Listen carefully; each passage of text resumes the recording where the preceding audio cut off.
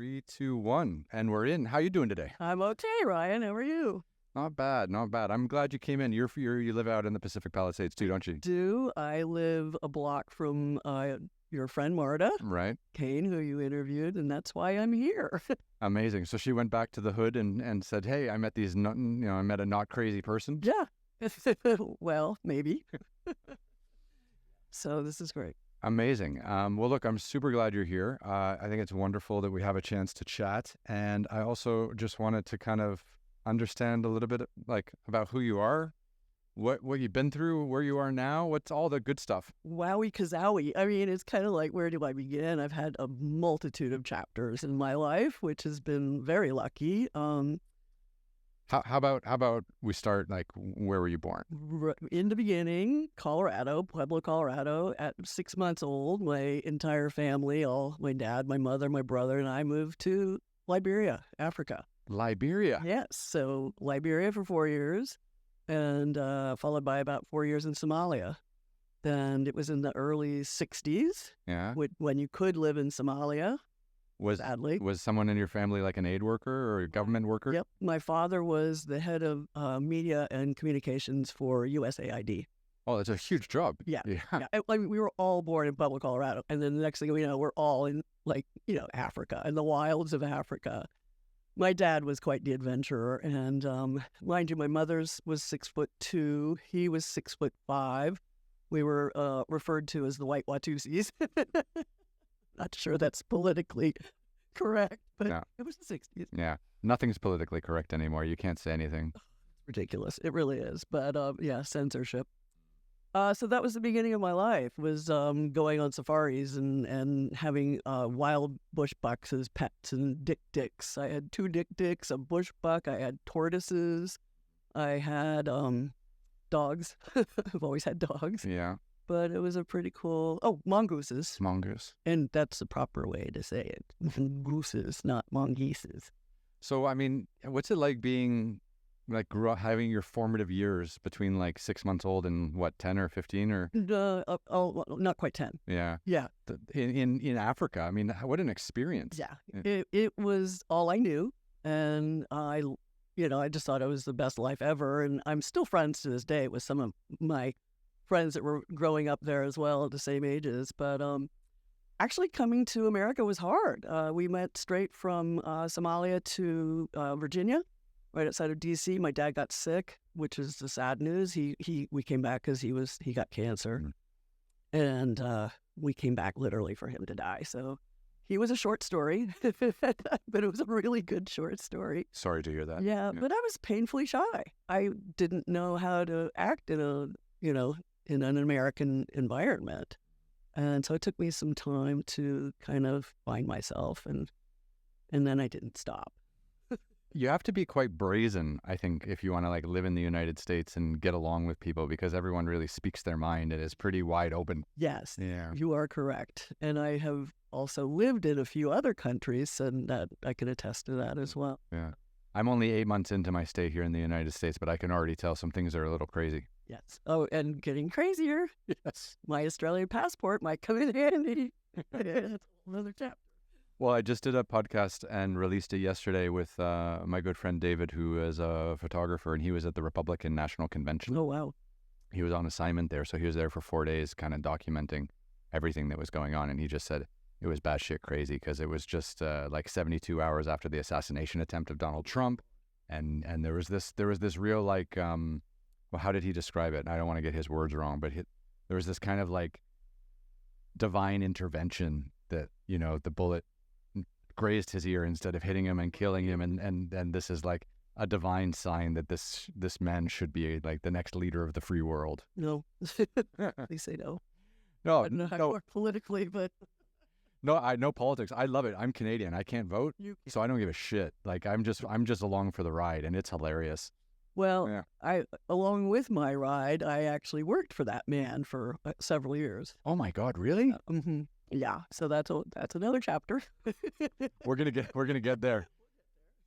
So you come back to the United States because your father's ill, and you lost him, and that's terrible. And what was it like to be a single mother household in Virginia? My mother, again, my dad was a short story. My mother's actually a novel. She was the first woman on the planet to become a stockbroker, period. Really? For anybody. Yeah. Yeah. So being 6'2", I think, kind of pushed it over the edge. They needed to start hiring women, and she was the first one, and she pulled it off for another 40 years and in the number 1 percentile at Merrill Lynch. So, proud of her. That's incredible. So your mom worked on Wall Street. Oh, yeah. And well, she was based in D.C. Mm-hmm. So until we came out to California, so she hit the deck running after my dad died. She just didn't waste any time. And in fact, she was a big Washingtonian socialite. And my brother and I were kind of like fending for ourselves.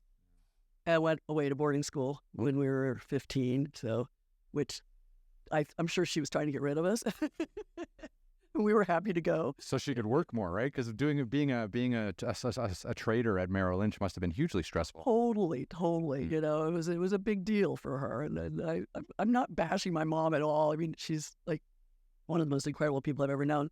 In fact, I just came from visiting her. She's 94. Have some water, yeah. So she wow, 94, your mom, and she's still crushing it. Made up for my dad. No, it's her. Yeah, this slowing. Yeah, she's still mentally there, but not physically. No, I think aging parents it's really not an easy thing to deal with, is it? And we're next. Yeah, that's the scary.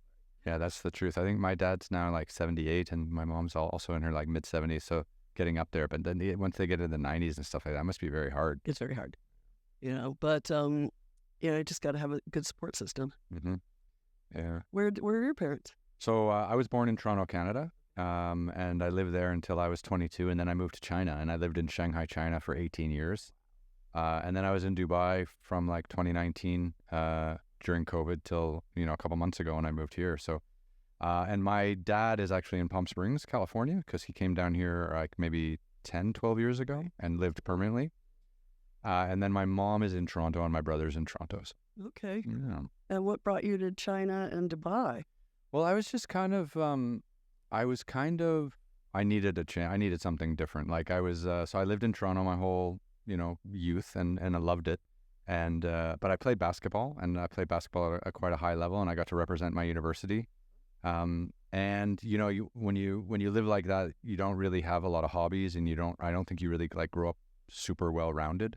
So when I wasn't able to take my basketball career any further, because I wasn't really good enough to play professionally, I was just like, I need to do something totally different. So I just packed up and went to China by myself. I didn't speak Chinese. I didn't know anyone. You just randomly picked it on a map? Well, I took a course in my second year of university on Chinese history and Chinese politics. It's called An Introduction to Modern China. And it's piqued my interest because I was like, this place is totally different. It has, this storied long history, 5,000 years or something like that. And it's completely different than in the United States. So I was like, let's go. Yeah. So I was like, why not go check that out for a bit? And I loved it. I loved it. And then I worked for the New York Times. So I got a chance to like report on China, which was amazing. And then after that, I used China as the base to start making television shows. And do you speak Chinese? I did when I was there. Ni hao ma? Ni hao ma. Yeah. Like a... Or you could say like, 我是 Ryan, like my name is, or I am Ryan. Like, okay. There's a lot of things, but I was never like very fluent, but I could get around, and you could drop me off in the middle of China and I knew how to get back to Shanghai. So it was fine. And I loved it. I traveled all over, and I love living in big countries that are very geographically diverse. And I'm just really starting to get into the United States and how geographically diverse it is. Oh, yeah. Yeah. And I'm going to start doing trips all around the United States very soon as well, so I can like climb some different mountains and explore some different parts of it. And podcast as you go? Podcasts will just stay here in LA because I love having the studio, but hopefully I'll meet interesting people along the way and invite them to LA, because everyone comes through LA at some stage. That's true.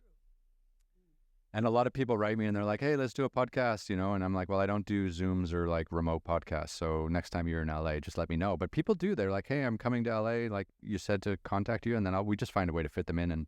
And because I love the face-to-face energy. I do too. Yeah. It's rare now. It really is, I hate Zoom. But some of us come to LA and stay. Exactly. But let's go back a bit. So, okay, your father passes. Your mom is like, okay, time to become the U.S.'s first female stockbroker. She's the first badass woman on the planet. I love that. I love that. And then so you go to boarding school. So where did you go to boarding school, and what was that like? Well, that's a good segue, because I was going to say, when you do your hiking, you need to put Maine on your list, because I ended up going to school in Maine, Gould Academy in Bethel, Maine, and how close to Canada is that? not really, because Maine's huge, And it's why like this southern. much of it is populated. This much of it is raw territory where you need to hike. Yeah. I actually got lost in the woods there once with my then boyfriend. We had to get rescued by pontoon planes, and a $2. This is a good tip. What saved our lives was a $2 reflector at L.O. Bean on our way out. He just kind of grabbed it and thought, oh, this might come in handy. And that's how we were able to tell they saw where we were. They were looking for us. Yeah, but a CD will work as well. Okay. So don't go into the woods without a CD. That's very good. Yeah. Just something to reflect on that. Yeah. We were literally lost for 3.5 days. Holy shit. That's no joke. Northern Maine with black fly season. So we had to around the fire the whole time to keep that. Oh, it was intense. Yeah. And we had a dog with us. So yeah, we were given a faulty compass. A faulty compass. Yes. So it really wasn't our fault. Luckily, my then boyfriend knew how to. Well, that's good. I mean, having a faulty compass, that will set you in the wrong direction. And then how do you recover? Right. And the dog belonged to the guy that gave us the compass. So at least he wanted his dog back. He wanted his dog back.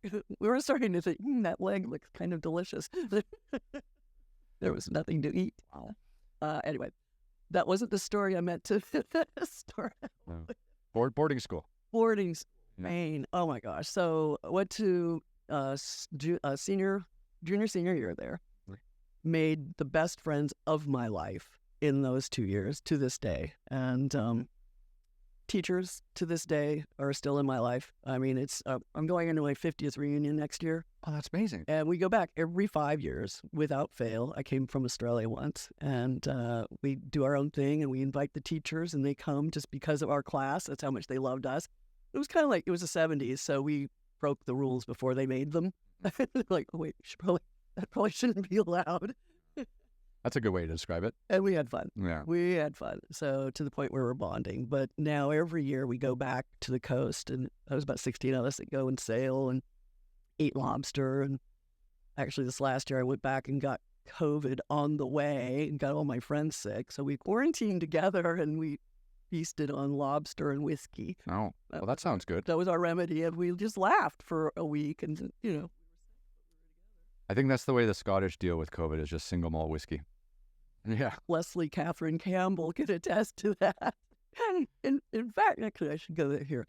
I just discovered that Leslie in Gaelic means dark fortress. Oh, wow. And Campbell means crooked mouth. So I'm the dark fortress of the crooked. I'm not sure what that says about you. I'm not either, because I don't feel like a dark fortress. A dark, evil fortress. You're way too smiley and happy to be a dark fortress. That's compensating. I'm masking. Because boarding school is quite intense when you're young. I have a lot of friends that went to board. I didn't go to boarding school in high school, but then I boarded at university. But Okay, where? I was at the University of Toronto, so in the big city, but a big city for Canada. But I know a lot of friends that went away to like boarding school and high school. Yeah, they do make friends for life. It's such a transformative time, isn't it? It is. Yeah. You're really not sure who you are yet, so you're kind of figuring it out together. And for me, scholastically, I was never very good. It was definitely find a passion, and I found that early. I found it with my photography teacher there, who sadly just passed away, but loved photography. My dad was a photographer, so it was kind of a natural transition. I have never been a professional photographer, but it's been instrumental throughout my life. Those kinds of hobbies are brilliant, aren't they? Yeah. Well, I had my Jim Owen, I should give him credit. He had a friend come over from the Royal Society of Photographers to our school, and we were doing like multimedia slide presentations. Mm-hmm. Then I did mine on antiques and old people, because I'm in Maine, and that's what you have. That's all you have, yeah. And so we did our presentations, and the guy from the Royal Society was there, and he liked mine so much, he told me to enter it in a contest in France. I was 16, and he was like, yeah, this is good. It was soundtrack was Bette Midler. It was a John Prine song, but Bette Midler's Hello in there. And I had to get permission from Bette Midler to use it. And so that was cool. That was my first probably celebrity encounter, and getting her to endorse it. And I won honor out of 200 entrants. I won honorary mention. And he said it's only because I wasn't French. Fair enough. Yeah. Having also lived in France. But yeah, so that was my first real boost of confidence when that happened. Mm-hmm. I'm like, oh, I can do things. Yeah. And it changed others' opinions of me as well, because I was kind of a ne'er-do-well. Yeah. It's hard to find yourself in university. Like I had an easy time because I just played basketball. Like it was easy. I had a team, I had a support system, I had a schedule. You just show up and you go through the paces, right? But if I didn't have that, I just feel like I would have been totally lost. Like what would my hobbies have been? Who are my friends? What kind of group would I be like want to hang out with? Yeah. But I didn't have to deal with any of it because I just played basketball and those were my guys. And there was nothing to do. There was no choices to be made. That for you. Yeah. Yeah. Well, that's a good path. Do you ever wish you had gone a little bit more in the other direction? No, because I think I bottled that desire all up, and then it just kind of like exploded when I graduated and then moved to China. So that was my, reaction to, I guess, putting all of my other interests in the background for 22 years and then finally letting them all just flow out and be like, oh my God, I'm a totally different person than I thought I was. But I like that came out of my subconscious afterwards, and China was very much the personification of all those ideas. And it's great. Yeah. Where you found yourself. Yeah. I think I did. I always tell people like I grew up in China. Like when I was in Toronto, I was young, but I was, you're very insulated and you're playing sports and, you kind of grow up in like a middle class environment and everything's pretty safe and easy. But then when I went to China by myself and, I didn't know anyone and I had to find a place to live and get a job and That's all these things. hard in a country like that. I mean, It wasn't hard because, and I have to credit these amazing people that I met along the way, but there were so few foreigners in China back in 2001 when I went that there was this inherent, like, we're all going to look out for each other kind of thing. And, I have a friend who has a spare room in his apartment or her apartment. And then, they put you in touch, or, I heard about a job over here. Let me get you the name of that person, Yeah. Yeah. Because if you don't speak the language and you don't have Chinese friends, which I didn't at the time, it's really a daunting kind of uphill task. I'm impressed that you were able to pull that off. Yeah. I always tell people it was probably it's probably one of the things I'm most proud of, that I went to China and I didn't go back I didn't go back home 6 months later. Yeah. Well, they were lucky to have you. Yeah. For 18 years. Probably a few more years than they would have liked. Well, I do have a graduation story, since you mentioned that. I think I mentioned I wasn't very good. You did graduate though, right? Well, that's the story. So a week before graduation, I am caught in the boys' dormitory drinking Jim Beam. And I got suspended. So they sent me home a week before graduation, but I was due to come back and graduate. Well, as I was leaving the school, I decided to moon the school and all my friends. And how did that go over? And then I got home, and 2 days later, there was a letter saying, it has come to our attention that Leslie showed her naked bottom as she was leaving the school. I wish I had that letter. Therefore, she's not invited back. So I got myself kicked out. Oh, wow. A week before graduation because of my butt. And anyway, long story longer, years go by, 15 years go by. I find my feet in Hollywood. That's a whole other story. I get a successful career in wardrobe. I'm featured in Cosmopolitan magazine as stylist to the stars. And on my 15th reunion, we had a new headmaster who asked me to do career day. So I was like, yeah, great. I'm happy to do it. So in the assembly with all the new students. But you got expelled. Well, new ambassador. So when the weekend is over, I went up to him and I said, that was a really great experience. You are aware I got kicked out? And he just laughed. He's like, no, I had no idea. Yeah. We'll just keep that between us. Then, like 2 weeks later, I'm here I was living in Hermosa Beach with my then husband, and I get a package in the mail, and I open it up, and it's my diploma. Oh, I wow. had no idea how that happened. It turns out that entire weekend, the students and the teachers that knew me back then started a petition and submitted it on my behalf. Without you knowing. Yeah. Oh, I found out 2 weeks later when I got my actual high school diploma. So, I was in my, late 20s when I graduated from high school. And of course, I gave it to my mother for Christmas. So oh. that was Well, that's sweet. in the end. Yeah. That's crazy, though, that they kicked you out and then your friends and teachers got a petition going and then didn't tell you. 15 years later, they did it. It was over the course of the Oh. reunion weekend that they did it. Okay. They were like, it's time, especially when they invited me to do career day. They're like, it's time for Leslie to get her diploma. I find this funny because all these boarding schools in the Northeast, it's almost like they're in their own universe. They are. They're beholden to no one. They've got shit tons of money. And they're like, nah, we'll give you a diploma 15 years after you graduate. It's fine. Yeah, we signed off on it. Like they can just do whatever they want. I think you're right. Yeah. What was that movie this last year? There was The holdovers. yes, that I related to that movie very much. So beautiful. Very much. So beautiful. Yeah. Anyway, Paul Giamatti, right? He's Yeah, and the lady in that, she won the Oscar, didn't she? Yeah. I wish I could remember her name, and the kid was good too. Yeah, and that was his first movie. So that's wild. So for 15 years, you had this feeling inside like you fucked up your whole high school, and then Well, I'll never forget my mother saying, how could you do this to me when I got kicked out? And I'm like, I think I did it to myself. I never got her perspective until later in life when I was like, oh yeah, I guess that was probably not the best. My mother. did it hinder your chances of going to college? I was of the school of learning outside of the school. So I ended up going to, after high school, I lived in Maine for a year and a bit. Until my mother showed up and she said, okay, I've got 4 options for you. I don't remember what one is the only regret in my life. It was an internship at National Geographic.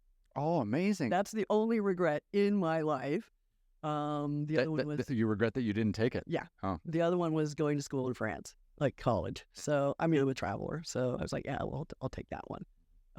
So I went to school in France, and it was again the late 70s, and it was a converted chateau that was owned by Napoleon, and there were all these secret passageways throughout. It was really cool chateau. But I dropped out of all but one class so I could hitchhike. I just hitchhiked all around Europe. I'm gonna go. Yeah, you're a wanderer, man. I can't sit in this classroom and learn French. I'm sorry. I feel the same way, man. If I'm not like out moving and meeting new people, I lose my mind. Yeah. Yeah. Yeah. So that was the go, and I always went with somebody, so I was never alone. We did have a few incidences that were like sketchy. Yeah. But What was it like hitchhiking around Europe in the 70s? I mean, was it safe? no. No. Well, in fact, we were lucky. We were crossing the border from Italy to Switzerland, and from Switzerland to Italy. Yeah. And they had the border crossings. You had to do the passport whole thing there. So we got a ride with these 2 rather attractive men in a rather lovely car. And so we're thinking, oh, this is great. So we get over the border, and we get about a mile in, and they pull over, and they start laughing. And we're like, what the heck? And they open up the console and start pulling out drugs. And we're like, oh my God, if we were the scapegoats. Yeah. And they gotten busted, we'd be in jail still. Wow. So we walked next border. I mean, what was the train network like in the 70s? Were you able to? Yeah. Yeah, we did a lot of trains. And I had a lot of great rides. There were some that were just excellent, but it's just you take your chances when you're young and you're traveling.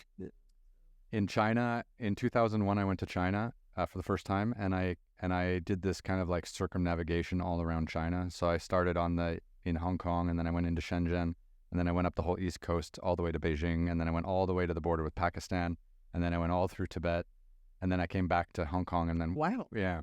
But I remember I was hitchhiking a lot of it because I always found like the places in between to be the most interesting places to visit. And when you're taking a train, you're just going from one stop to the other. And I used to take the trains at night so I could sleep on the train and I could save money on the hotel, but then I wouldn't see anything. So I started hitchhiking with truck drivers, and yeah, and I'm a guy, so I felt like it was pretty safe. And the Chinese men that I met, they treated me very nicely, and it was never an issue. But I had like a backpack full of cigarette packs because they wouldn't ask for money, but I would. Want cigarettes? Yeah, that makes sense. I paid my way all through Western China and Tibet on cigarettes. Do you even smoke? I don't smoke at all. But I had enough Chinese to ask them not to smoke in the truck with me, or at least open the window or something, so I wouldn't get just unbelievable. But I didn't, like, that was the currency in China. Again, there were lots of people hitchhiking, so not a lot of foreigners, mostly Chinese. But it was wild. I really enjoyed that kind of, like, I don't know if I'm going to get a ride today. Like that feeling of like not knowing, and then the kind of endorphin release and the excitement that, yeah, I got a ride. Yeah, no, I fully relate to that. Yeah. Yeah, I don't believe in hitchhiking anymore. It's just also dangerous. I think so, yeah. So what was it like dropping out of university or college in France? Well, fun. I did that for not quite a year and came home. Actually, one of my schoolmates, I have to tell this little side story. All he used to do is draw dragons, and he drew really good dragons. We're like, oh my God, this guy's like destined to draw dragons. Turns out, and he to this day is a good friend, he's the guy that designed all the dragons for Lord of the Rings. Holy shit. He's like the dragon guy. First time I saw a calendar, and I was like, what, how? I know him. And then, we got in touch through Facebook. Oh my God, what a wild one. Wild one. Yeah. Yeah. Imagine that, like you're like 20 years old and someone next to you just is drawing beautiful dragons and you don't think anything of it. And then like 30 years later, biggest movies in the world. Literally what happened. So he became an animator? Well, no, he's the production designer. Oh, wow. He does all the designs for all the dragons and other scenic, so he's the guy. Did he do Game of Thrones too? He did not do Game of Thrones. I don't know who did, but I Googled that immediately. Yeah. But he comes to LA once in a while, and we have a really fun catch up. That's amazing. A bunch of years later. Yeah. So I go back to Let me just. Okay. Hello. So I went back to Virginia. That's where my mom was at the time, and she ended up getting transferred out to California. So we road trip, had a big Oldsmobile convertible, and my friend and I just took to the road, and that was fun. Mm-hmm. I mean, late 70s. Driving across the United States is epic. Epic. Yeah. Epic. I highly recommend it. No. Yeah. I'm about to hit the road in like 2 weeks for like a little 2-week road trip. I'm gonna go up to the mountains and up north. Yeah. Yeah. Do you do this by yourself, or do you go with Daria? I travel around. Yeah. A little bit. I go see my dad. I got friends up there too. Good. And gonna start doing a few hikes and climbs around. So that'll be lovely. Yeah. Okay, so your arrival in California. So I'm arriving in California, and I ended up going to the University of Redlands. So that took me out to east of here, and my best friends were living in Hollywood. So I kind of migrated. I didn't leave the college until I created Summa Cum Laude. Instead of rushing, we'd run to the next party, and it became actually a chartered sorority. Mm-hmm. I mean, it wasn't very much taken seriously, but we did it. Wow. And that was fun. But I spent all my weekends in Hollywood, and eventually I'm like, this is it. My high school boyfriend moved out, and we both got a place in Hollywood in Clara Bow's old apartment. Does anybody even know who Clara Bow is anymore? Silent movie star. No, sorry. But what was it like kind of making the transition from, Virginia in the DC area to California? Like, did you feel like, because I mean, everyone I talk to has everyone who lives in LA has a LA story about them coming here, right? So, were you excited to start a new chapter of your life in California? Were you excited about the entertainment industry at all? Like, what was the mood? Yeah. No, there was no real method to my madness. I just, went with what was happening at the time. So at the time, I was happy just to be living in an apartment with a man, whom I'd known since high school. So we just kind of explored, and I literally did not know what I was going to do when I grew up. And I did end up going to LA City College, where I was taking an exercise class from a woman named Trudy Barton. And Trudy said that she wanted to hire me to help her with her exercise classes in a building called the California Mart. So I was like, sure, why not? I think it was 18, 19. So I started going downtown, and the California Mart, if you don't know, it's what houses all the wholesalers. Like, Oh, I don't know that. Wholesalers, yeah. Okay. Yeah, it's been there forever. And so I'm teaching these classes. Again, no clue what I'm going to do when I grow up. And there was a woman that kept coming to my classes, and she was the head of the fashion office in the Mart. And one day she offered me a job. And I was like, sure, why not? So next thing I know, I'm in this fashion office. I think she looked at me as a project or something. I don't know. But I just embraced it. And we went from a few fashion shows a year to we created Press Week, which like they do Pret-a-Porter in France. We created that here in LA, which they still do to this day. Amazing. And it was like, we started doing like 80 fashion shows a year, and everybody, we were just like, and so all of a sudden I was catapulted into this wardrobe career. And I kind of specialized in accessories. I would accessorize all the shows, so I became XSLS, and that was my license plate. XSLS, I like that. Yeah. People still call me XSLS. So you just started randomly teaching like an exercise, like aerobics, like an exercise class? Yeah, it was, it was like almost early 80s, and that was the thing, to go do these aerobics classes. And I mean, she taught me how to do what to do, and I just mimicked, Do you remember those Suzanne Summers? Yeah. It's the same era. Yeah, I do. Yeah, the thigh master. Thigh master, that's right. I remember watching, yeah, because Three's Company was on all the time with John Ritter and Suzanne Summers, and then I kept watching, and then she had all these workout videos on all the time. I was like 5 or 6 or 8 or something, and I was just watching those all the time. Well, it was Suzanne Summers. The guy just died. Oh yeah, the curly hair guy. Curly hair, yeah. Oh my God, it's bad. Why can't we remember his name? Oh no. Oops, it'll come. And someone out there help us. And Jane Fonda. Oh, Jane Fonda, right? The original. I think it was like all out of like Popeils, then this came to be the next trend. But I always find Jane Fonda's career pretty interesting. It's amazing that she started out as like this workout guru. Oh, and she's amazing today. Yeah. I mean, my God, the woman is just ageless. Ron Simmons? No, something like that. Richard Simmons. Richard Simmons. There it is. Yeah. Yes. Richard Simmons. Yeah, he just passed. Yeah, you're right. He just passed. Someone's trying to make a biopic about him. Well, they should. Yeah. I mean, I think that, everybody liked him. I mean, he was just a nice guy. I actually worked with him a few times. Eventually, I'll get to that part of my career. Yeah. I think I saw Richard Simmons on a Letterman show one time, and Letterman just picked him apart for no reason because he was a little bit mean. But I do. I know. But other than that, yeah, he seemed like a sweet little guy who just wanted to make people fit and healthy. Yeah. So it's okay. So you're doing your exercise class, and then a woman hires you to be part of this fashion program, which you know nothing about, but you just embraced and went for it. 100%. And it was my thing, and I actually ended up being good at it. It took away my youth. I mean, we worked our butts off. There was just, in fact, I started firing myself so I could get a day off, but no, that was kind of a joke. But yeah, so I got a crash course in wardrobe, and so I was there for 5 years. What does it mean? What does it mean to be in wardrobe? So because I wear the same fucking thing every day. Like I'm useless. I'm a typical man. Like everyone who watches my podcast, he's like, oh my God, the red shirt again. I've got like 5 shirts that I wear. And I'll bring you a new shirt.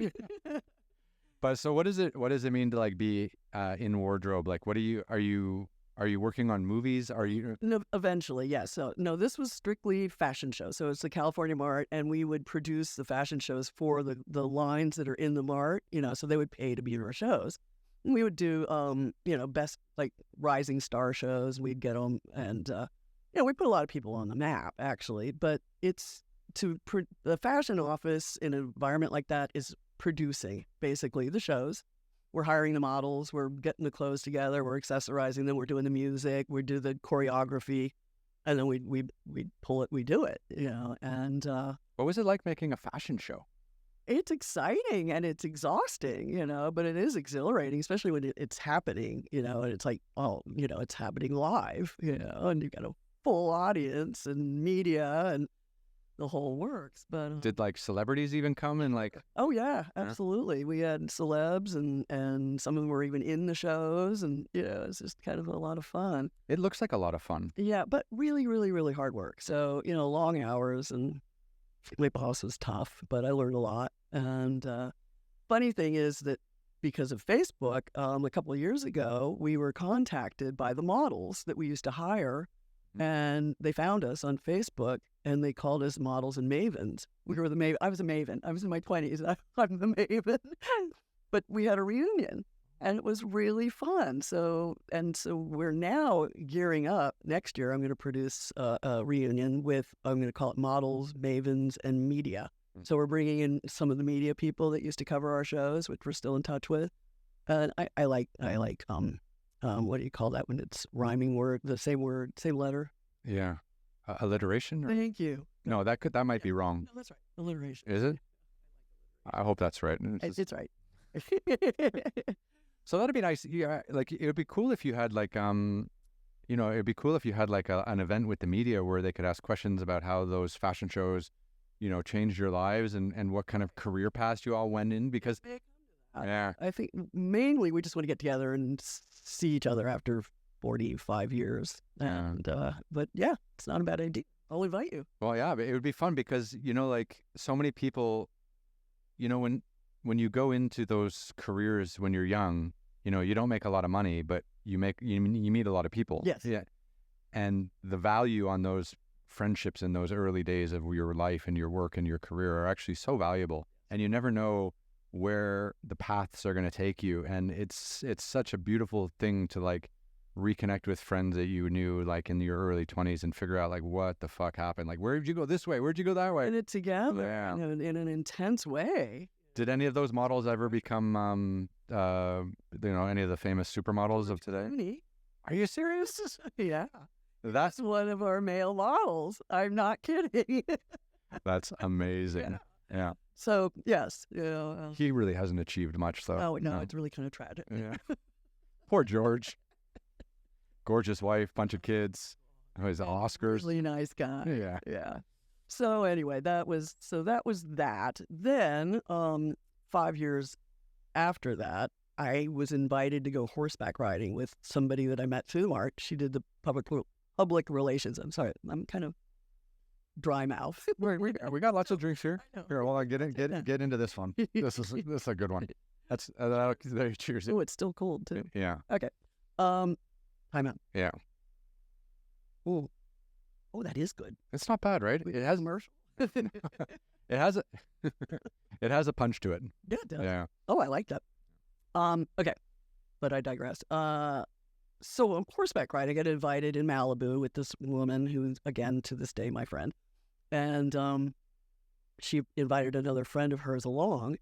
So we're going through the canyons in Malibu, and this woman is kind of interesting. And it turns out she's the fashion editor, for the editor-in-chief for Shape magazine.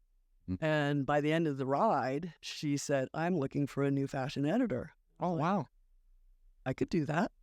I've never been a writer, but I'm like, I think I can figure that out. On horseback. On horseback. 2 weeks later, I was the fashion editor for Shape magazine. I quit the Mark, went in a whole nother direction. So I was now commuting to the Valley, to Weider. Mm-hmm. And I did that for 6 years and traveled all over the world, schlepping clothes. And so I had 12 pages of fashion every month. And so it would be swimwear or whatever. We went to Italy and did fashion, and Hawaii a lot, Jamaica a few times.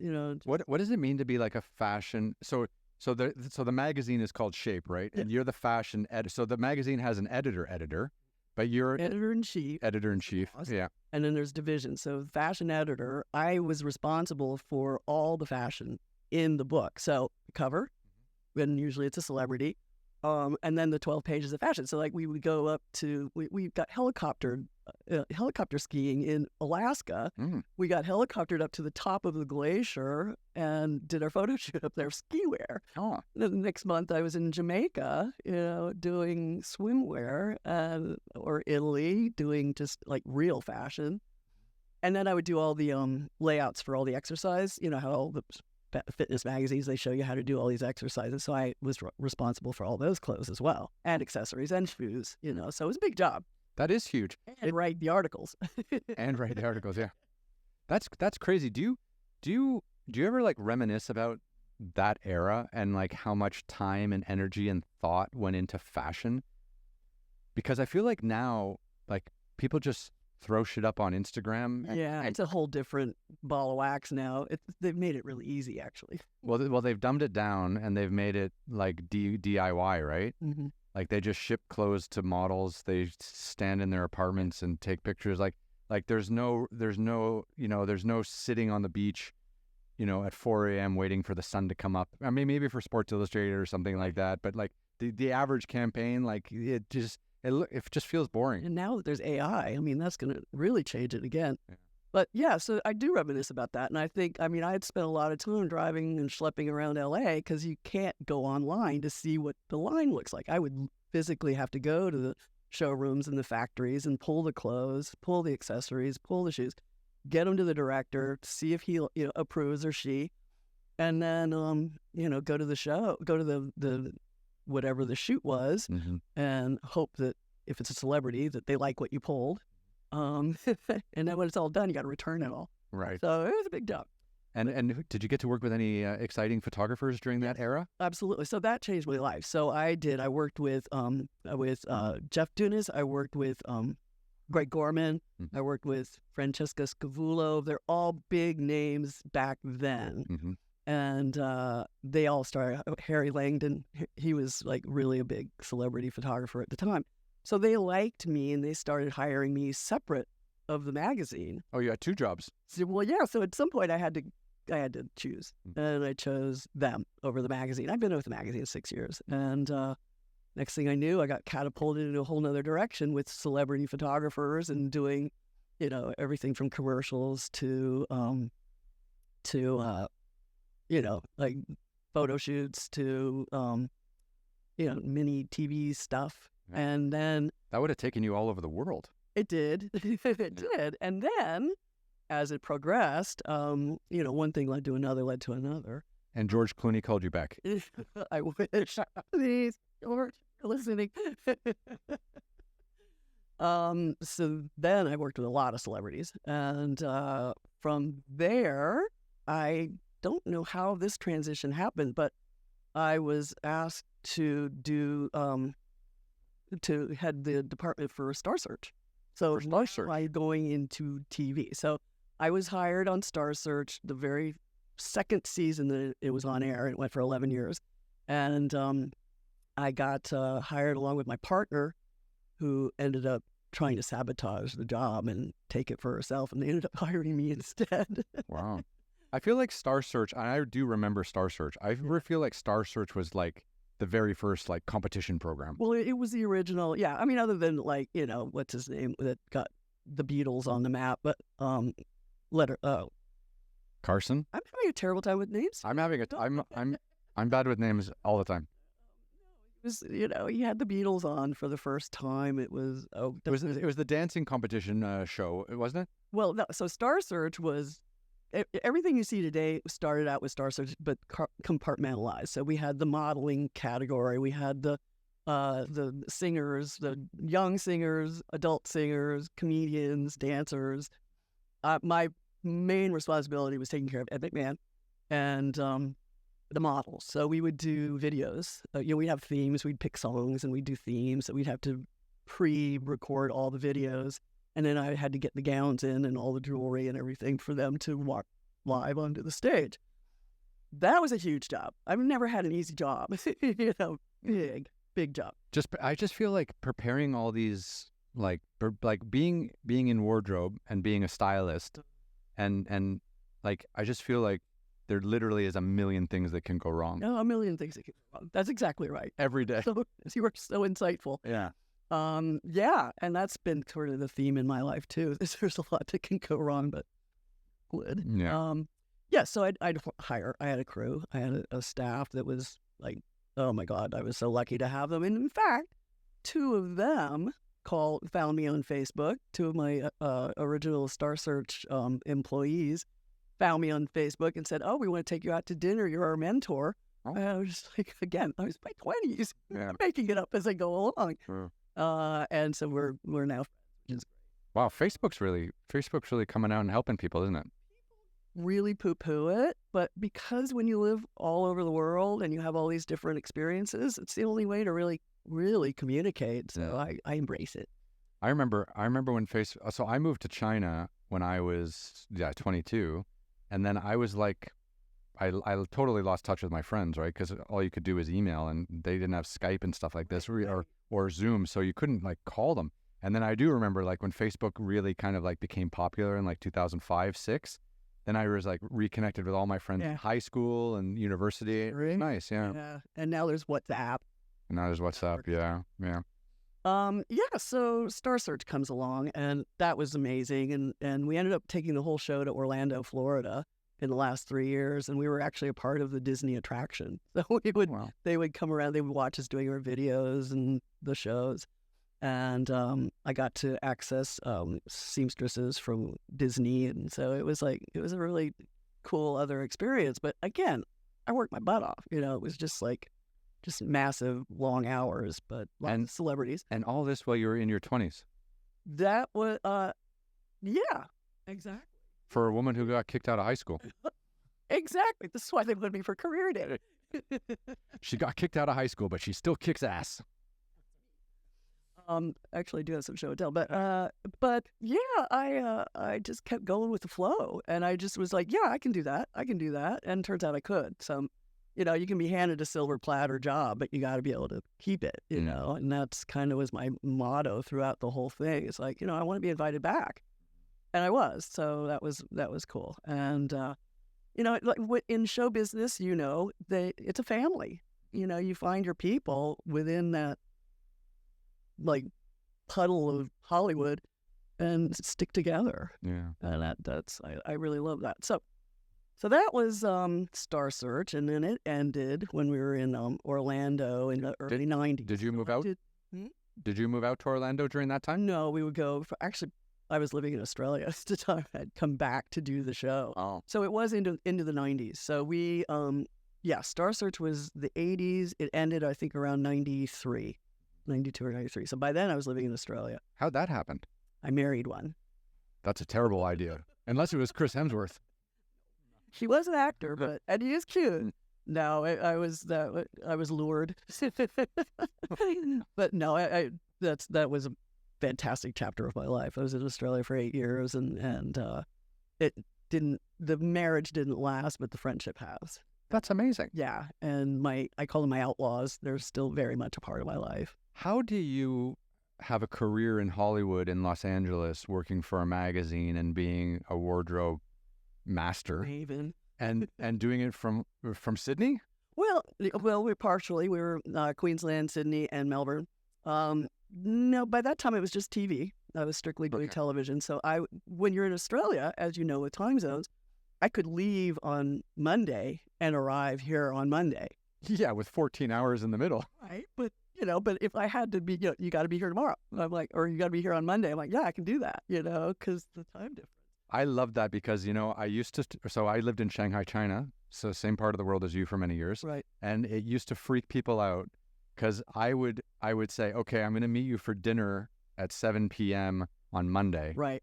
And I would get on the airplane at 8 p.m. on Monday. Right, exactly. And arrive at 5 p.m. on Monday and still make it to dinner. Yeah. But then when you go back, you lose it. Oh, it's awful. Oh, it's awful. But then you're not working when you get back, so it's okay. I still had to work. Oh, I'm sorry. Yeah. But yeah, so that's how that worked. But that was actually the most fun wrap party ever. They rented out the entire, when the show was completely done, they rented out the entire water park at Disney just for us. There was a crew of like 300 people, and we we were like in the tubes with beer in between. We put a case of beer in the inner tubes and going around Disney. I mean, it was like, oh my God, we had just free for all in the park. So that's a great way to celebrate. Now, when you're working on a show called a show like Star Search, is that shooting 12 months a year, or are you guys just doing like chunks? Yeah. So the prep would be like 3 weeks prior or a month prior, and then you would do 3 shows a day. 3 shows a day. Every other day you would do 3 shows. It was a grueling schedule. That's ridiculous. Yeah. So you have to be fully prepared going in. And then you collapse for a month or 2. I'm back in Australia. I do miss that part. We'll get into what I'm currently doing, but I don't have days off anymore. I'm like, I kind of miss that schedule. And we got paid really well. I mean, I was so lucky. I bought a house in Hermosa, next to the beach, because of Ed McMahon. So thank you, Ed. But it was fun. I mean, we had a blast. So in Star Search, little do people know, Christina Aguilera, Justin Timberlake, Beyonce, but at the time was Destiny's Child. Like all of them, Alicia Keys, they all went through the Star Search program. Really? Yeah, so I worked with every single one of them. They were 12 and 14. Oh, because, they were all part of the Disney crew as well, right? That was all connected, yeah? Yeah. Exactly right. So I worked with all of them when they were babies. Ryan Gosling, Britney Spears. Yeah. Yeah. Comedians as well. We had Rosie O'Donnell and, Sinbad. Oh, wow. Wow, you got to see a whole generation of, like, actors and musicians. Well, plus we had the judges were all celebrities. Mm-hmm. So sadly, I had a bright idea, but I got it 10 years before I quit that career. There's another show so segued. I also simultaneously did the Lou Rawls Telethon Parade of Stars. And it was like a fundraiser for United Negro College Fund. And it was at the end of every year. And everybody that was anybody in the Black entertainment world was there. Ray Charles, Chaka Khan, Whitney Houston, all of them came through. And so I was able to work with every single one of them. And it was hosted by Lou Rawls, who, like, my heart. I started... I would delint them before they go on camera. And I'm sitting there with Michael McDonald from Doobie Brothers, and I've got his lint, and I've got a Sharpie, and I'm like, you know what, Michael? I've never asked for an autograph before, but can you autograph your lint? And he was like, oh my God, I've been doing this for 20 years. Nobody's asked me to autograph my lint. And I thought, right idea. So I spent the next 10 years getting autographed lint, celebrity autographed lint, which I have quite an extensive collection. I bet. From Fleetwood Mac to Ray Charles. So, and Whoopi Goldberg and Charlton Heston. Real legends. I have my favorite author, Tom Robbins' belly button lint. Oh. Not bad. That's amazing. Katie Lang's armpit, because she was wearing sequins on this particular shoot. And I was like, you don't have any lint? She goes, yes, I do. Okay. Yeah. You could clone her. I wish I had started decades ago. I mean, I did wardrobe for 30 years, so yeah, there are a few stories in there. So what took you? What happened when they shut down the show? Okay, so yeah, back to Australia. I was quite happy for a break. And then my marriage started to go south, and so I came back to America. And I'm like, oh God, now what do I do? And I actually ran Australians in film for a year, which was just kind of fun, and I got to produce their little screenings and events. But then my friend Paula Shugart, shout out, who was one of the producers on Star Search, had then been hired to be the president of the Miss Universe organization. So oh, wow. He was Miss Universe, Miss USA, and Miss Teen. Found out I was back and hired me to be their head costumer. What was it like working in the pageant world? So that's where this gets interesting. Fasten your seatbelt. Here we go. So this is back in the early 2000s. And I'm responsible for the wardrobe for, like, Miss Teen is like teenagers, Miss USA, we all know Miss Universe is international. And I was responsible for all their wardrobe. The only time in 4 years or 3 years of working on those shows that I saw our boss was during my fittings. And guess who my boss was? Donald Trump. Yeah, that one. Yeah. So he knew exactly when to swing by. Oh yeah, and he bragged about it on the Tonight Show. Mm-hmm. Grabbing him by and going back because I own the pageant. I get to go backstage and watch them dressing and undressing. Just because you own something. I work for them. I'm like, no. Oh my God. Just because you own the pageant doesn't mean you get to do what you want. That's crazy. Now I may get in trouble for this. Yeah. They might be like, they might sick their people on me after. But you know what? There are worse things. Well, that whole story came out already, right? I mean, that was huge. I was in that came out in 2016. Yeah. I remember that when I was living in China. That was huge news. Yep. Yeah. That was my order room. So that's my other claim. I did not get his lint. I did not get him to autograph. I only got people I liked. Mm-hmm. He really rubs a lot of people the wrong way. You either love him or hate him. There's no middle ground. Well, that's why they have non-disclosure agreements, and they really should rethink that. I mean, quite seriously. The only other person that I didn't get their lint from because I didn't like them was Martha Stewart. Okay. Yeah. There you go. Sorry, Martha. She's had a crazy career too, in and out of jail. And she went to jail 6 months after doing the show with us. And but it's funny though, I saw her on TV maybe 2 or 3 years ago, and she was on some talk show, and people just airbrushed the fact that she was a criminal and went to jail. I don't get how some people get a free pass and some people don't. Whoa. Yeah. To the highest office in the land. Yeah. Anyway, yeah, so those were some colorful days. Yeah. So that was 3 or 4 years. I think 3. I think I did a year, 2 years, and then a prep on the half one, and then I just went on to other things. So speaking of Martha Stewart, perfect segue. I'm literally working with her, thinking to myself, I want to work with a different kind of bitch. Uh-huh. And in between my TV gigs, I was doing volunteer work at Pet Orphans in the Valley, which is the original no-kill shelter here in LA. Mm-hmm. Walking dogs, and I started doing their PR, so it kind of evolved. I was homeless, so they let me live in the caretaker's cottage, and I went out the back, and I was like, who needs me the most? And I found this high-content wolf dog and brought her in, Elsa, and woke up every morning with this wolf over my body, howling. And she'd get the whole kennel howling. And I was like, okay, my alarm clock. Yeah. Animals are the best, aren't they? The best. So that was my in-between gig work. But then all of a sudden, I just had this epiphany. I'm like, I want to work with animals. And I always wanted to from the start when I was a kid with all those wild animals. But I was always instilled with, oh, no, you can't work. You'll never make money working with animals. So Donald Trump forced you to avoid people for the rest of your life and work with animals. But you don't avoid people. They're owned by people. Yeah. So that brings me to the last 20 years. 18 or 19 years. I quite literally found an ad in Craigslist because that's the only thing we had back then. And it said, dogs will train you and pay you to take over my business. And it was like a total moment in my time. I was like, I think I'm done with showbiz.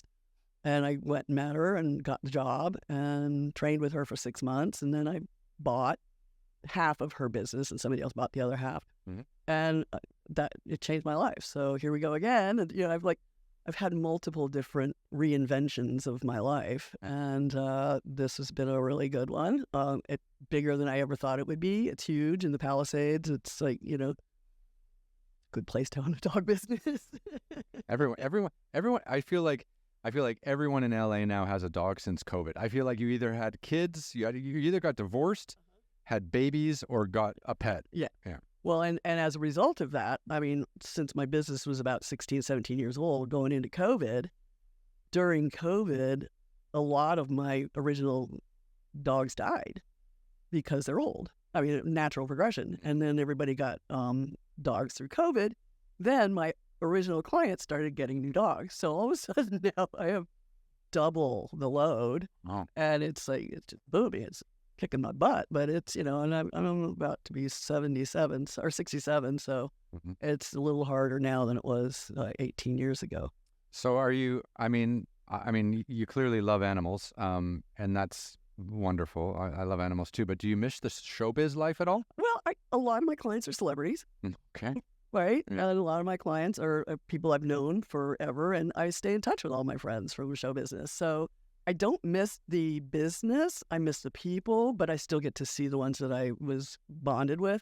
And honestly, all my friends that are costumers right now, in fact, one of my main clients is one of the top costumers on the planet.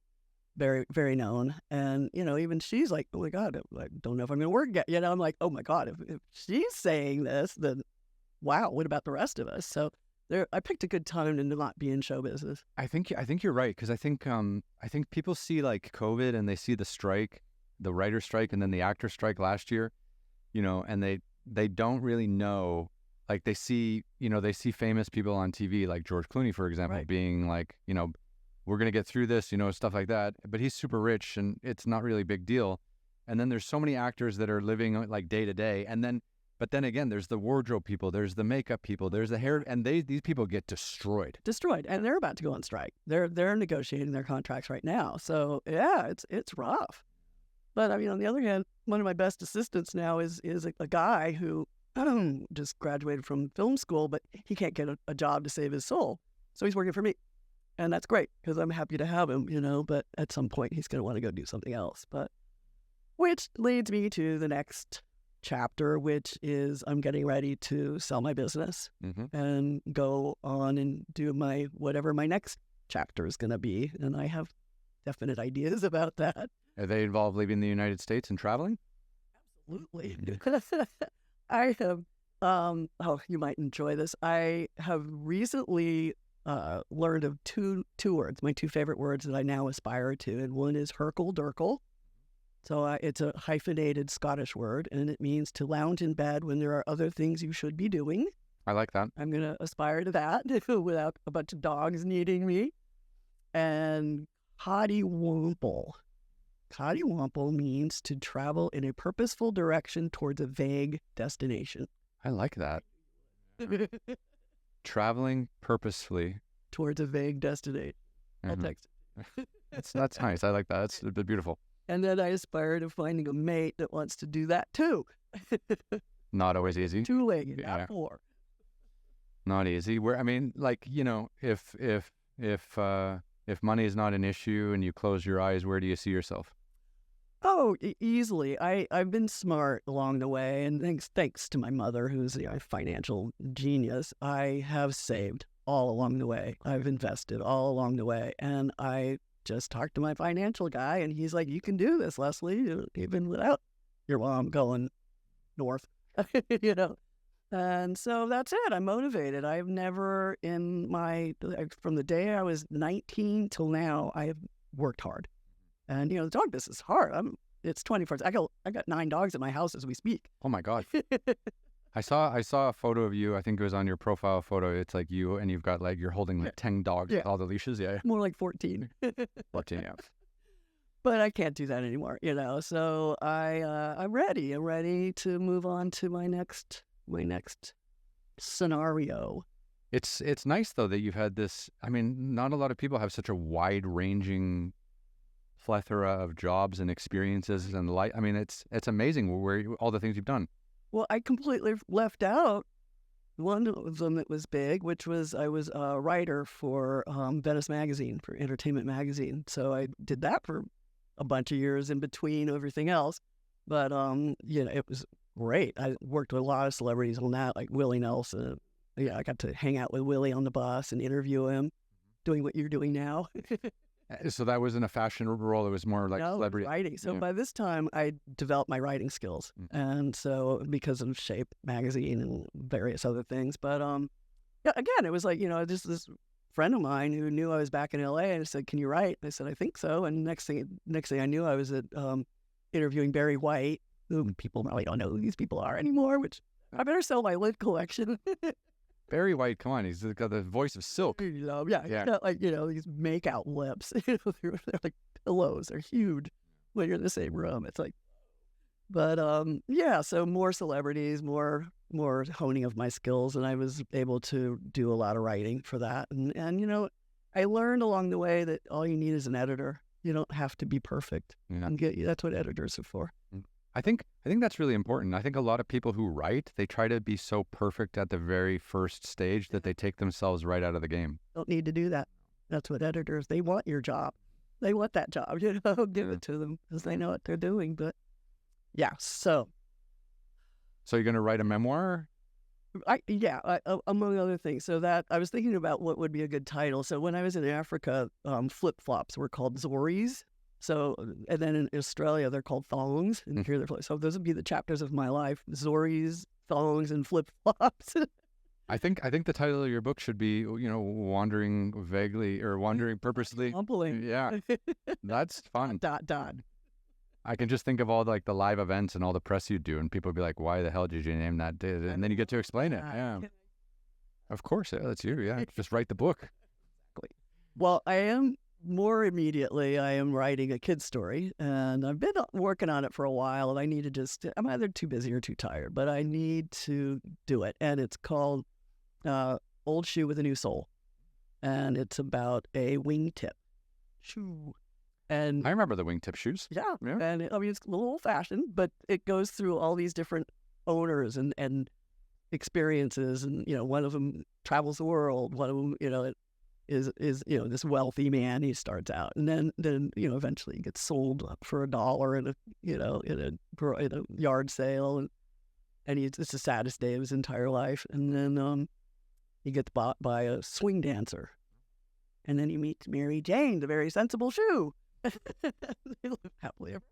That's sweet. Yeah, there's a great song, Townsend, but there's two ways of looking at the soles of your shoes. You can dig the ventilation or you can sing the blues. I like that. Yeah. So that's a project. My other big project is my dad. My dad, who I told you died when I was 10. So I didn't know really that much about him. I did relate to him on every level, and that because of him that I went the creative route and not the financial route like my mother. Yeah, I was going to say, you must have taken over him on the personality because of the travels and the photography and the art and all this. Yeah. 100%. As did my brother. He's a whole nother story. But so I was cleaning out my mother's garage a couple of years ago to move her into a small place. And I came across a box. Tell me they're your dad's negatives. They're my dad's negatives. They're slides. Fucking fantastic. I had them digitized. Mm-hmm. There's 1,300. Amazing. I will show you some of them. I mean, it's extraordinary. And it cost me $1,500, but that was the discount. That was a half price. They were going to do low res. A week into it, they called me and said, we're going to up the res and not charge you more, so they could see that this was special. So it was the late 50s, early 60s, Liberia, Somalia. And there's art, there's Queen Elizabeth, there's family stuff that I would, just blow my... This is such an interesting part in African history, too, because this is before that, the whole region was thrown into war and just garbage. I mean, people like Somalia was not a place of famine and war in the 50s and 60s. Yes, it was really a wonderful place to live, and they really trusted my dad. The one thing I see through these slides is, oh my God, these people really trusted my father. And it's like a diary from him. I mean, he is telling me his story through these extraordinary slides that I just want to cry when I think about it. Does he have a diary or anything to go with the slides? No, it's weird that you should say that. No diary, but at the bottom of I have all these African artifacts that I know nothing about. My mother's sadly doesn't know where anything came from or what it represents or what tribe. So at the bottom of this box of slides, I find an envelope with cue cards. On the cue cards, he has handwritten what every single artifact is, where he got it, what it represents, what tribe. I'm like, wow, he channeled me to find this box. My brother's a photographer, but he didn't seem to be that interested. I'm like, well, this is my project. I'm doing this. So it's amazing. So that's what I need to retire to put my energy into. The first place I'm going to go to, one, the Fowler Museum at UCLA, and then also there's an African American museum in near here. Mm-hmm. So I'm going to go there first. Where's the headquarters of the USAID? I'm a little nervous about going there because they might say, "Oh, those are our slides." Oh, that's maybe true. But it's been 50 years, so I mean, possession. Yeah, no, I think like I mean, I'm sure they must have a space there, in DC or wherever the headquarters is, where Yeah. they have art and they got photos and stuff like that. And Congress, yeah, for one, but I need to archive them first. I hired somebody to help me archive, and so we're going to go through and really fine tune it. But there's so many, it's just crazy. I haven't even seen half of them.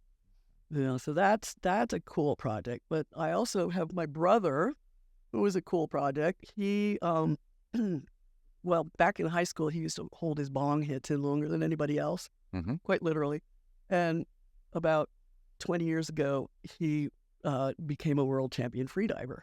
Oh, wow. Yeah, and he's a photographer. So he started taking his camera underwater, and he'll go 5 minutes underwater. Are you serious? Take a breath, and he takes the most amazing photographs because they think he's one of them. Yeah. He's not. They're all bubbling and scary, and his photography is amazing. And he lives in Carmel. My whole family's in Carmel, and he became friends with Ansel Adams' son. Oh my God. And his wife, who's the curator of Ansel. So he's just finishing a tour. He went on tour with works from Ansel Adams and my brother and a couple other water photographers, and that's pretty cool. So I want to start promoting him here in LA. That'd be amazing. Yeah, you got a lot going on in your early retirement here. Yeah. I won't be idle. No, I've never been idle. I don't think you could. Just I might herkle-durkle for a week. A week, maybe 5 working days. Right. Yeah. I have friends all over the world, and almost every country. And I've got a friend who's got a sailboat, and they're sailing the Caribbean for a year. They said, "We got your stateroom ready." So, and then Australia, I've been back in 20 years, and I dearly love Australia and my family. I'm very curious about Australia, actually. I'm going to be filming there next year. Yeah, I'm going to do one of my Tough Rides motorcycle shows all around Australia. So we're going to do like 20,000 kilometers in 60 days. Oh, you're going to go crazy. Yeah. So cool. It just looks so diverse, like from Hobart in the south all the way up to like Darwin and Perth and then the red middle. I mean, it's just desert. Yeah, they call it the Nullarbor Plain because there are no trees. Null of Arbor. And it's the Stewart Highway. Yeah, it's straight. Yeah. And they have these giant, they call them trains, like they're trucks, basically like 3 hooked up together, and they're just huge and massive. But you're gonna love. I can't wait to follow that. Yeah, it'll be fun. So I do these Tough Rides motorcycle shows. I'm doing one in Argentina later this year. Yeah. And then I'll do Australia, and I post every day and tell people where I am and follow that for sure. Go to Lightning Ridge. Lightning Ridge is an opal mining town, so everybody lives underground. Yeah, Cooper Pedy is another one, but I like Lightning Ridge better because it's less touristy. People all live underground. You should Google it. How does that work? They dig dwellings underneath because it gets to be 140 degrees. Oh fuck! I didn't know. Okay. Is this out near like in Western Australia? Well, no, the Lightning Ridge is more Eastern Australia, but it's still borderlining the desert. So, but yeah, you're gonna love it. Just the beaches, the people. You can't have a bad time in Australia unless there's something wrong. I've only been to Australia, so I've been to Australia twice. I went to Melbourne for a friend's wedding once, and I was only there for like 2-3 days, I think, and then I went to Sydney in order to pick up my visa to go to Papua New Guinea because I filmed in Papua New Guinea once. Right. Yeah. Oh, because you know Australia so well, you'll probably know. I did the Kokoda Trail in Papua New Guinea, where the Australians fought back the Japanese in World War II. Yeah. And I know in Australia it's very popular to do that. It's like a rite of passage for young people. Yeah. But I filmed the whole episode and I loved it. It was beautiful. Well, you're going to go crazy in Australia, especially if you like animals. I mean, I did volunteer work at a reserve, and I got to take care of koalas and wombats and fruit bats, and it was just like, my life is so blessed, Yeah. I spiders and snakes freak me out. There is that. In fact, I have a spider bite. I woke up this morning with a spider bite. Oh. Well, no, today. I was spiders? used to it, though. You have to. I didn't like spiders when I moved down there, but you don't have a choice. That's the terrifying part. They're there. Yeah. Canopies of them the size of your hand. Yeah. I remember. Got peed on by a koala. Okay. That was a rite of passage. So warm. Anyway. No, that's great. Okay, let's go back a little. I've got a question. your career and your twists and turns and everything is amazing. But I would love to just ask you, because you're an insider on this, how fucked up is the pageant world? Interesting question, and I'm happy to answer that. Okay, so when I went into this world, or this universe, I didn't approve of pageants, but I'm like, it's a job. Because I saw Little Miss Sunshine, Right. and that looked crazy for all these like 5-year-old girls to be dancing and smiling. It's weird. Yeah. It's the parents that are weird. It really is. But in working with especially with Miss Universe, these are women who would otherwise not ever leave a village. They would never, ever go beyond, their people, their village, and they have no opportunities like we have. So the pageant gave them an opportunity to go another step and go far, in fact. And it was a real honor for them to be a part of it. So like as a launching stone for like a modeling career? Sure. I mean, it wouldn't hurt, I mean, pageants now are getting a little bit... Yeah, they look a little bit strange. My friend quit because it was getting, she's not the president of the organization anymore. Yeah. She did a mic drop. I'll come out of here. But no, but I appreciated it from the girls' point of view. They sopped it up with a biscuit. I mean, they just thought it was the best thing for them to do at that time in their lives. And they're smart. I mean, a lot of these women are super smart, and they need a boost. And they're beautiful. So what, it's a good, the swimsuit thing could go. And this is before social media really as well. So this is like really your only way to be seen. Yeah, that's right. That's right. And there was one, oh my God. So I would work with the girls on their national costumes. Again, Miss Universe. And they all come in with their national costumes, and they have to be reassembled and assembled. And there were some of them that were just extraordinary. But there was one woman who came in from India, and she had this, the sari, but it had golden, it's called blind stitch. The whole thing was blind stitch. It was 300 years old in her family. Oh, wow. People literally went blind stitching this. I mean, it's like, what? But that was a thing. And it was stunning, So I got to, be a part of that history. And so that was cool for me to just see all these different. It's almost like you got to share with them in their culture. Totally. Yeah, totally. That was fun. So. But again, hard work. Yeah. Tired. I believe it. So this is great. So you're entering this new chapter of your life, and are you going to miss all the pets, when you start traveling again? Yes, this is going to be the hardest thing I've ever done, because I am very partial to my flock, my pack, and the owners. The owners have become friends. So I mean, I'll probably end up, oh sure, she can, Dash can come stay for a week. I'll like, have visiting rights, I hope. You got to get them all those certificates as service animals, so you can take them on planes. Right, all 14 of them. I have 15 seats, 14 for pets, and now. Amazing. No, I've heard Australia is really difficult for traveling in with pets because they have to quarantine or something like that. Well, yeah, I found that out the hard way. When I was there, we had a dog. We had a little Kelpie blue heeler cross named Bean, and I was crazy about Bean. But when my divorce became obvious, I had to come back to the States to work, and I was going to bring her over, but it was 6 months of quarantine.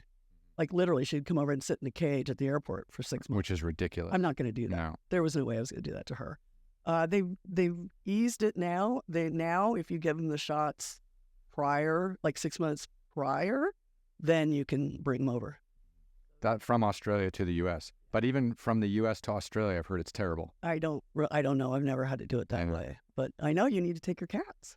Yeah, I know. I just got to take them everywhere. But I was lucky actually because getting my cats in and out of the UAE was a big problem. The UAE is very strict. But as long as you got the documents done, you don't have to quarantine them. And then Europe is super easy. And going back and forth between Europe and the U.S. was actually very easy too. Just got a pet passport, make sure they have all their vaccines, and it's not too big a deal. But Australia and Asia are really, really difficult. They're concerned about rabies. They don't have rabies there. Yeah, for sure. That's their biggest worry. So what will you do if you can't take your cats? Just won't go. I only go to countries that are pet friendly now. I only fly airlines that are pet friendly. So it's just voting with your wallet. Yeah. How long were you in Dubai? So I've had a strange run. So I lived in Shanghai till 2019ish, 2018, 2019. But by this time, I was making adventure television all around the world. I was traveling like 300 days a year.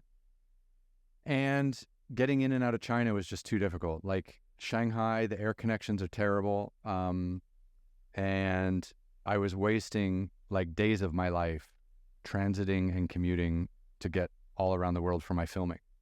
So eventually I just decided to move to Dubai because it really is like the middle. And Emirates Airlines is amazing. And they have the most direct flights of any airline in the world. So I could film in Ethiopia, 3 hours back to Dubai, 6 hours out to Taipei for an event, back to Dubai, 6 hours to Zurich for an event, back to Dubai, 3 hours to Moscow. Yeah. It saved my life. But then COVID hit. So I have a good COVID story.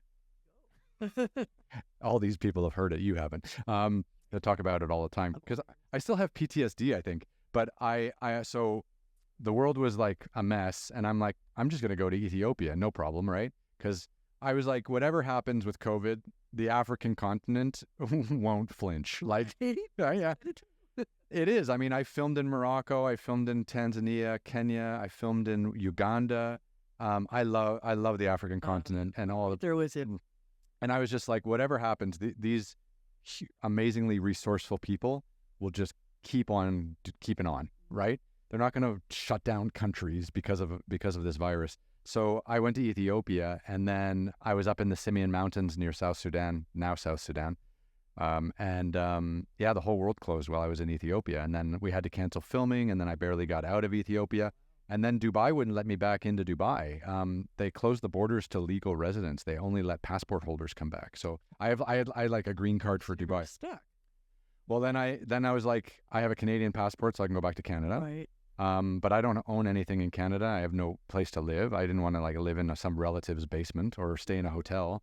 So, but Turkey was open. Turkey was like one of the last countries in the world to close their international borders. And I got into Istanbul and did my 4.5 months of various quarantines there. And looking back, when I was there, it was really frustrating because I never stopped moving. Or up until that stage, I'd never stopped really moving. And then I was like forced to not do anything. Yeah. And it was really hard, but looking back at it now, because actually that wasn't the worst bit. What the worst bit for me came after that. So when I did my 4 months in Istanbul, I was super motivated to get back into filming. I was ready to keep making the show. So I was working every day from Istanbul, and everyone was super excited because, like every flu season, it ends. Yes. Right. And it usually ends in the summer. So by summer I was able to get out of Istanbul, and then I was able to start filming again. But the second lockdown in November 2020 was the killer. That wiped my whole business out. And then I basically sat in Dubai. I was going back and forth between Dubai and Switzerland, but I basically sat around doing nothing for like 2.5 years because in order to make my show, people give me money to make TV, right? So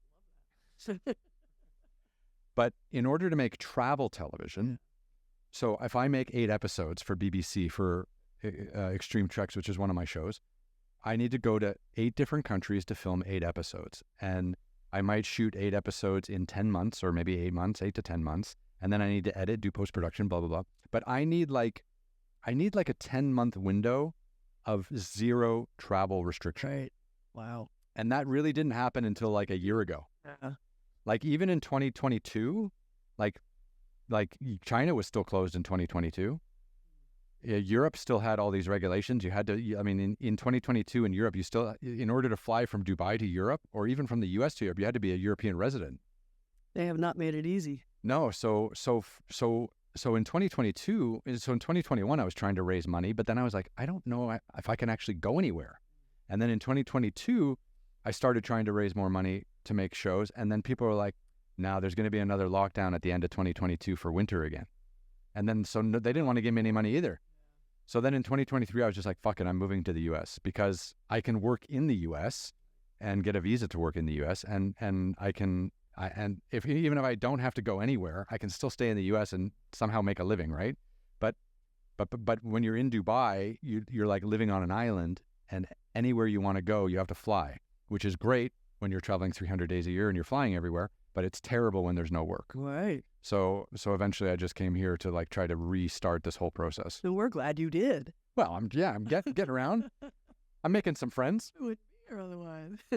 No, I mean, I started this in January just because, first of all, I love talking to people and learning about their stories and stuff like that, and having this kind of like live exchange of energy and ideas. But I love this platform because no one else can touch it. Like, I own it, I can say whatever I want. That's yours. And I really like not being beholden to anyone. Yeah. I can attest to that. I don't do well with bosses. No, and and there's so many people out there that just want to exercise authority for the sake of it. Right. Instead of being like proactively useful. Well, and let you do what you do well. Yeah. And yeah, so I struggle with that. So I really like this. And again, my TV shows, I make them myself, I produce them, I direct them, and I host them. So that's kind of like my own little universe as well. I have to Google you knew. You came to my house just without Googling me. I did see your podcast. I saw one with a woman named Cynthia who suggested, she brought up the subject of Lost in Space. Oh, that's right. And it went from there. And Marta's podcast, I think, will come out in a few weeks' time. Yeah. No, it's been wonderful. I really like meeting. And again, when you come to a new city, the best way to meet people is to create a studio and meet people. Do this. Yeah. Well, you do it well. I've been very comfortable here over, I don't even know what time that flies. We've done 1 hour and 26 minutes, but I feel like we're just getting into it. Well, go ask me more questions. For all the high school kids out there, how detrimental to your career was it that you got kicked out of high school? It all worked out just fine. and it fun. And it always will. I just feel like there's way too much pressure on kids these days to like get into the right school and blah blah blah. And now I feel we're at a stage where like higher education is really becoming useless. Well, and all kids have ADHD. All of them. Yeah. We probably had it too. It just wasn't a thing. Yeah, diagnosed. Oh, I feel for my niece and nephew. I never had kids. That was never my thing. Yeah. Or a regret. I married my child. There you go. It was fun. For all the man babies out there. Yeah. No, it's interesting because I see my family members have children, and I'm an uncle and things like that, and I just see like these young people just putting way too much pressure on themselves around education and schooling. And like for me, if I'm making a TV show or something like that, I would rather hire someone who's gone out and seen the world, right, than went to Harvard. Much better education. Yeah, I completely agree to that. But it's I worry more about the planet and what they're inheriting. Yeah, there's going to be some problems. Elon Musk seems to think we're going to be okay. I'm not even sure how to react to that. I don't know how to react to that either. So all you can do is laugh. He seems smart. I do like Teslas. Yeah. I like Nikola Tesla, who it's named after. That's right. Yes. The original. There was a beautiful documentary about him. Not a documentary, actually, a feature film where Ethan Hawke played Tesla and goes through his early years and then with Edison. Yeah. It's beautiful. I don't know which streaming platform it's on, but if you find Ethan Hawke's spectacular. Yeah. Yeah. One of my favorites of all time. I did not work with him. I do not have his lint. No? That's my new goal. Dead Poet Society, I think, is still one of my... him and Robin Williams together. Brilliant. I did meet Robin Williams. I did work with Robin Williams, but I didn't get his autograph because it was before I had that idea. It was just his birthday last week. And then the anniversary to his death, I think, is August 13th or something in there. Yeah. Just sad. Anyway, that's not a happy note. No. Can't end on that. No.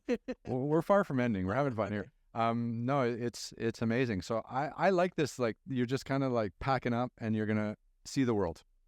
I am. I'm gonna purge a few things in my home. I have a wonderful ocean view, and I'm gonna rent it out for like 3 months at a time, and just go see my friends.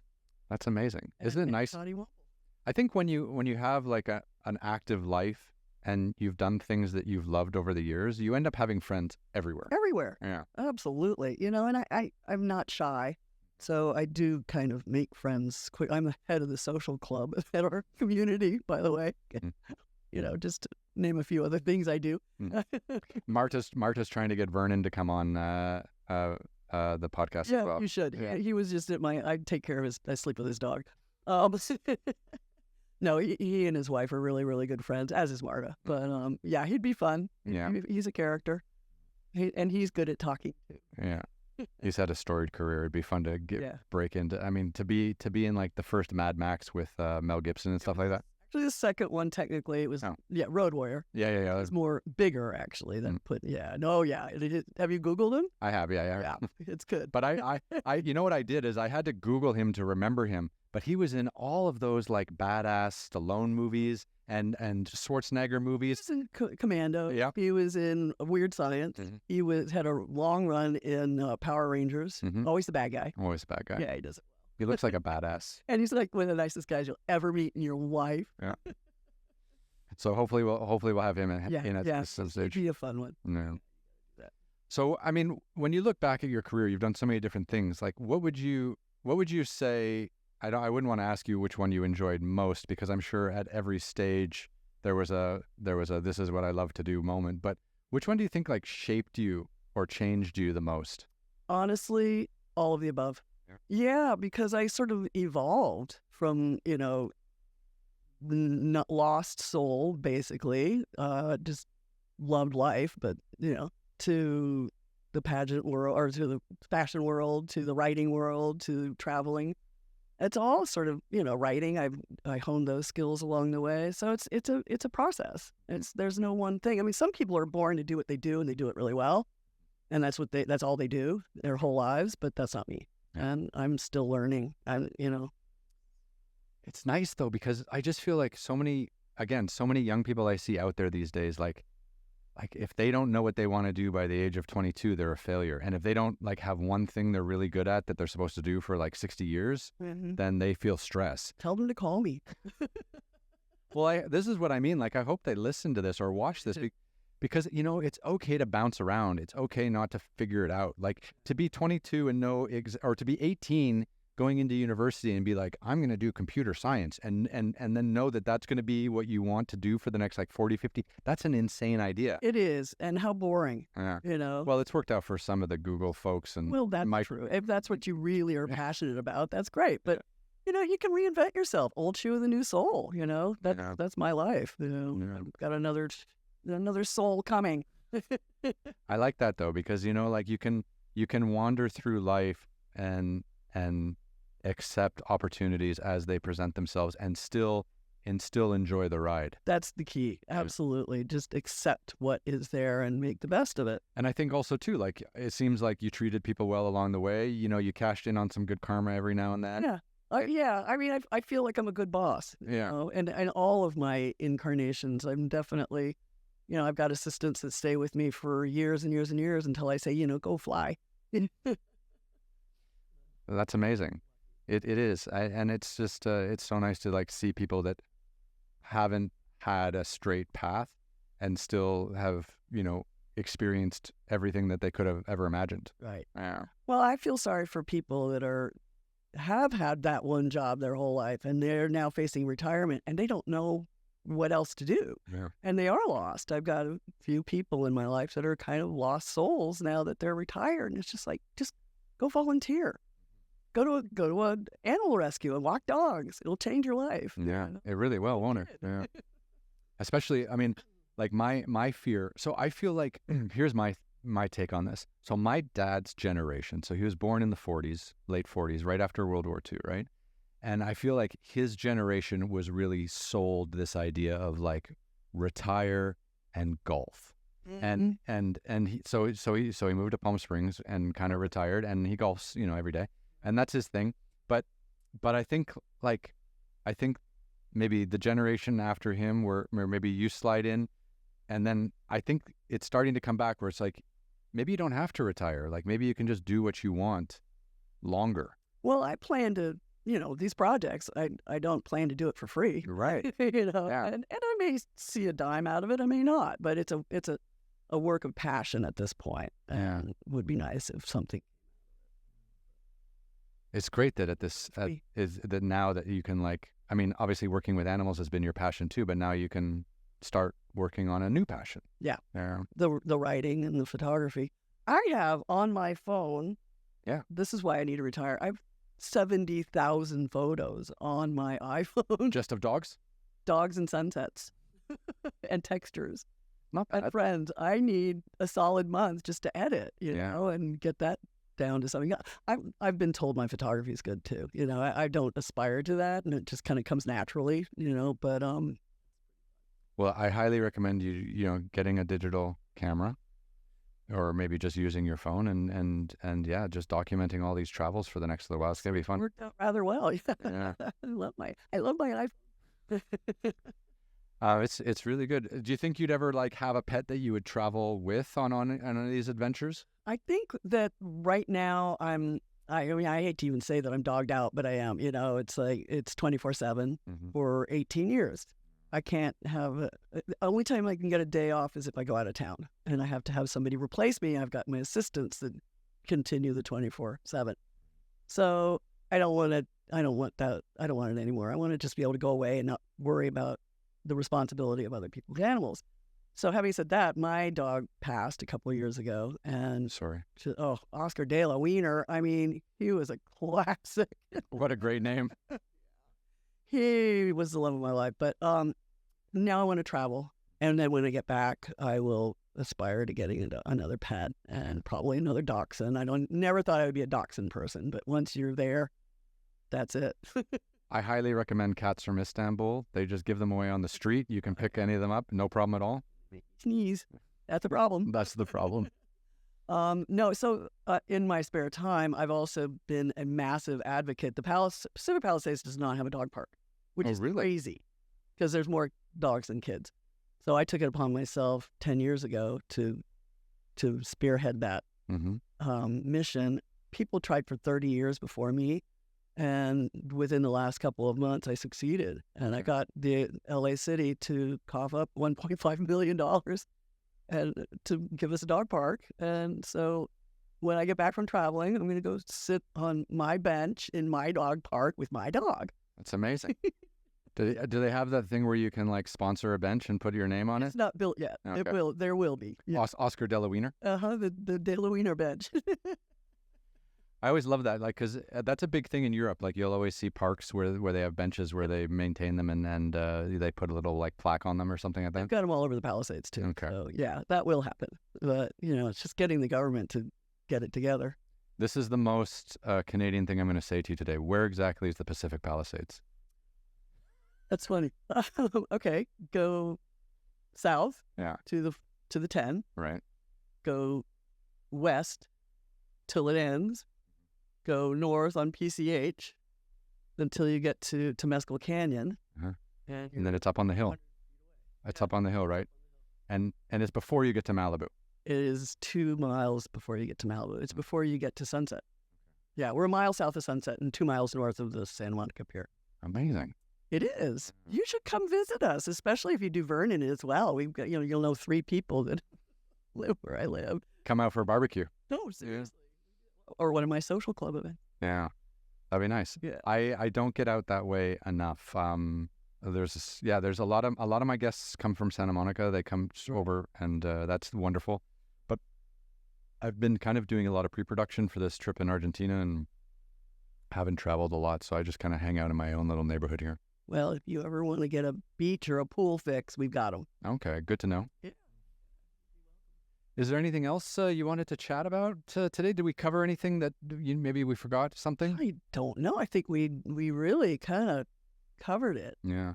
I'm really excited about this project with your father, actually. I think his work and documenting it and trying to find some way to share that with the world, I think that'll be very exciting. It's special.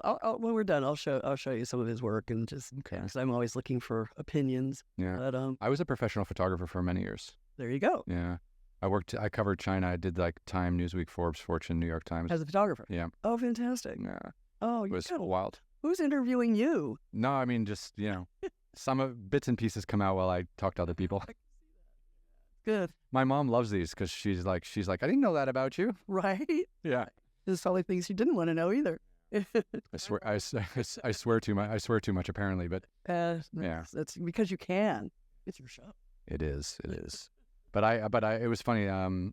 Earlier this week, we really got into it with my photographer buddy at the Republican National Convention because he's traveled the world, he's seen everything, and now he's just like, the politics in the United States right now is just so insane that instead of going to Ukraine or to some other war zone in the world, like he's focusing all his attention here because he just says what's going on here is just batshit crazy. It really is batshit crazy, and all my friends around the world are agreeing with that. They're worried. The only people, well, I don't want to go politics. Forget it. Never mind. I'll finish with this. The only thing that I worry about is, and the only thing that most people in the United States don't even think about, is that all the batshit crazy stuff that goes on here gets reported on internationally. So the Putins of the world, the Kim Jong-uns in North Korea, the Xi Jinpings in China, they're all watching this circus. Yeah. And they're laughing their ass off. And there are only cheerleaders out there. They're the only ones that are cheering us on. All the other countries are like, oh my God, we're in trouble. So that's an eye-opener in itself. Yeah. Remember when politicians were like elegant and like classy? Gone over the days. We could get it back. We could, maybe. I don't know. It's a shit job. It's a shit job. I mean, anybody that's worthy is not going there. No. Oh, anyway. Enough of that. Enough of that. How do we go on that tangent? Yeah. I don't know. It just always comes back. I'm just, because as a non-voting Canadian, it's just so interesting to watch how all of this affects everyone else. And it's and being here in an election year, it just, it touches, it leaves a taste on every single topic you want to talk about. Yeah, it does. And it makes it hard to turn on the news. I don't watch the news. I can't anymore. I used to be a newsaholic. No. I just watch my own podcast. Good. We're trying. We're growing. We're getting there. But, I think your podcast number 84 or 85, I think. Yeah. So, so I've had like 84 amazing guests. How great. Yeah. Oh, I'm honored to be one. Yeah. Well, I would really like, so Marta's going to come back when she's done her book. Yes. But I would love if you came back after your travels. Okay. Yeah. I mean, it could be a year or more. I don't know. But... I'll be here. Okay. Yeah. But I love kind of connecting with people and then seeing, what their next evolution is and how that fits. And oh, I love it. Yeah. I'd be happy. Yeah, I won't be nervous next time. No, you're great. Don't worry. You, the thing about this is you end up making a friend for life. Yeah. Yeah. Friend. Wait. We can go to this one. So now people can see both of us. See? Yeah. And we can shake. So people can see that we're in the same room. Right. We're not on a Zoom. We're in the same room. And now we can fade to black and say goodbye to everyone. Bye.